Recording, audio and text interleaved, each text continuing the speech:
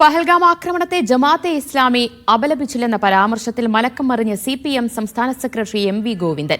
പഹൽഗാമിന് ശേഷം കശ്മീരിൽ നടന്ന പ്രതിഷേധത്തിൽ ജമാഅത്തെ ഇസ്ലാമി ഇല്ലെന്നാണ് താൻ പറഞ്ഞതെന്നാണ് ഗോവിന്ദൻ ഇന്ന് വാദിച്ചത്. ജമാഅത്തെ ഇസ്ലാമി അയച്ച വക്കീൽ നോട്ടീസിന് നേരിടുമെന്നും CPM സംസ്ഥാന സെക്രട്ടറി പറഞ്ഞു.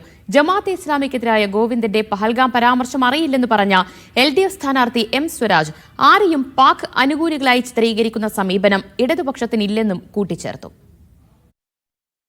ഭീകരാക്രമണം പഹൽഗാമിലുണ്ടായപ്പോൾ അതിനെതിരായിട്ട് വന്ന പ്രതിഷേധത്തിൽ അതിശക്തിയായ മുന്നേറ്റം, ജനകീയമായ മുന്നേറ്റം സൃഷ്ടിച്ചപ്പോൾ അതിൽ നിന്ന് ഒഴിഞ്ഞു നിന്ന ഒരേ ഒരു വിഭാഗം ജമാഅത്തെ ഇസ്ലാമിയാണെന്നാണ് ഞാൻ പറഞ്ഞത്. അതിപ്പോഴും ഞാൻ പറയുകയാണ്, ആവർത്തിക്കുകയാണ്.